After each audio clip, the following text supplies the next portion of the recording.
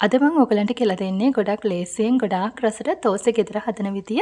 ඉතින් මේ ක්‍රමයේදී හරිම ලේසි ඔයාලට හදන්න ගොඩාක් වැඩි වැඩ නැහැ. ටක් ගාලා හදා ගන්න පුළුවන් වගේම තමයි මේ තෝස් එක හරිම රසවත්. අපි බලමු මේ රසවත් ලේසි තෝස ටික ලෑස්ති කරගන්නේ කොහොමද කියලා. මුලින්ම ඔයා කරන්න ඕනේ උඳුවැට ටික හොඳට පොඟව ගන්න ඕනේ. මම හරියට මෙතන උඳුවැට ග්‍රෑම් 250ක් අරගෙන හොඳට සෝදලා පැය 6ක් වගේ හොඳට පෙඟෙන්න තියාගත්තා. හොඳින් පෙඟුණට පස්සේ තමයි අපි මේක බ්ලෙන්ඩ් කරගන්න ඕනේ. බ්ලෙන්ඩර් කප් එක අරගෙන උඳුවැට ටික දාගන්න. ඊට පස්සේ උඳුවැට ටික පෙඟෙන්න තියාගත්ත වතුර ටිකම දාලා හොඳට බ්ලෙන්ඩ් කරගන්න ඕනේ. වතුර වැඩි කරගන්න එපා. සාමාන්‍ය ප්‍රමාණයට දාලා බ්ලෙන්ඩ් කරගමු.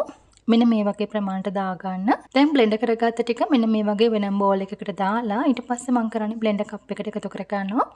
පාන් පිටි මේසැඳි 5ක් ඊළඟට හාල් පිටිත් මම මේසැඳි 5ක් එකතු කරගන්නවා.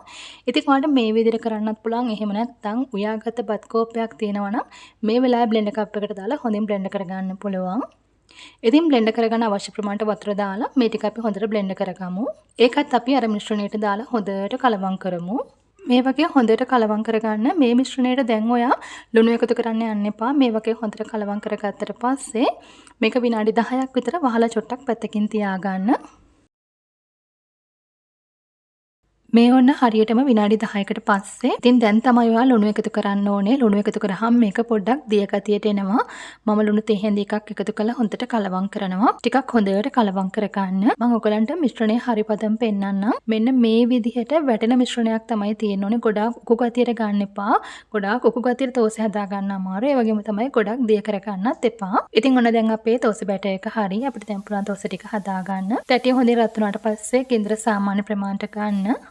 දැන් ඔයාලට පුළුවන් මෙන්න මේ විදියට තෝස ටික හරීම ලේසියෙන් හදාගන්න. ඉතින් ඔයාලඟ තියෙනවා නම් ගිතෙල් ටිකකුත් දාගන්න. එතකොට තෝස් එක හරීම රසවත්. ඒ වගේම තමයි මේ තෝස් ටික කඩේටත් වඩා හරිම රසයි, හරිම සුවඳයි. හදන්නත් හරිම පහසුයි. ඉතින් ඔයා මේ තෝස් එක හැදුවට පස්සේ අනිවාර්යෙන් ෆොටෝස් එවන්න. ඒ වගේම තමයි ඔයා මේ තෝස් එක හැදුවට පස්සේ කමෙන්ට් එකක් දෙන්න අමතක කරන්නත් එපා.